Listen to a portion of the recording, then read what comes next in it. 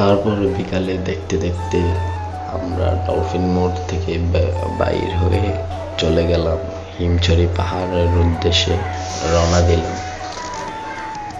দেখতে থাকেন।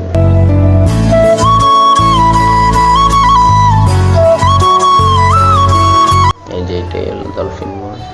তারপর যেতে যেতে একটু আমরা সবাইকে মজা নিয়ে নিলাম।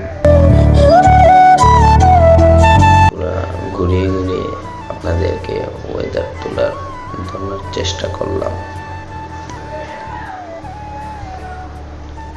এর মাঝে দেখতে দেখতে সাগরের একটু কাছে চলে আসলাম। তো অনুভব করতে থাকেন সাগরের কিছু দৃশ্য।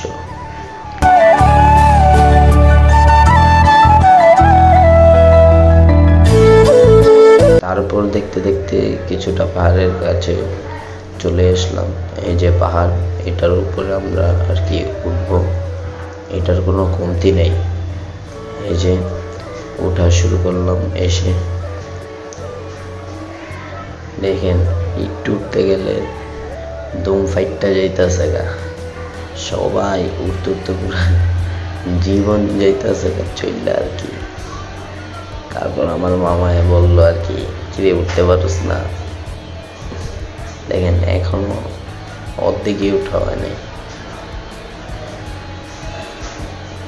উঠতে উঠতে এখনো অর্ধেকের কাছাকাছি আছি ওঠার। তারপর অবশেষে উঠে গেলাম। এই যে হিমছড়ি পাহাড়, আরো বড় আছে ওই পাশ দিয়ে নাইমা গেলে বড় আছে আর কি। এখান থেকে সাগরের ভিউটা জোস, কিন্তু মোবাইলে কিছুটা হয়তো বোঝা যায় না। এই যে তারপর ওইখান দিয়ে যাওয়ার চেষ্টা করলাম। পরে দেখতেছি যে সন্ধ্যা হয়ে যাইতেছে। তারপর আর কি সন্ধ্যা হওয়ার কারণে আর যাইতে পারতাছি না। ওই যে ওই পারে এলো বড় পাহাড়। তারপর আমরা সবাই চলে আসলাম সন্ধ্যা হওয়ার কারণে। এই যে সবাই যাইতাছে গা।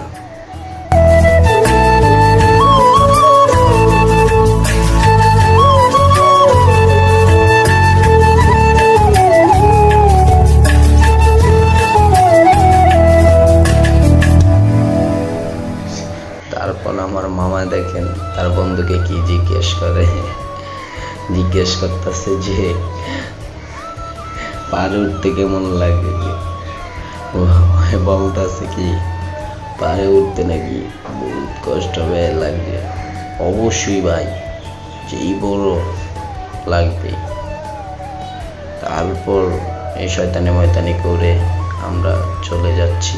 এই যে দেখতে দেখতে আমরা নেমে গেলাম। সবাইকে ভিডিওটা দেখার জন্য ধন্যবাদ।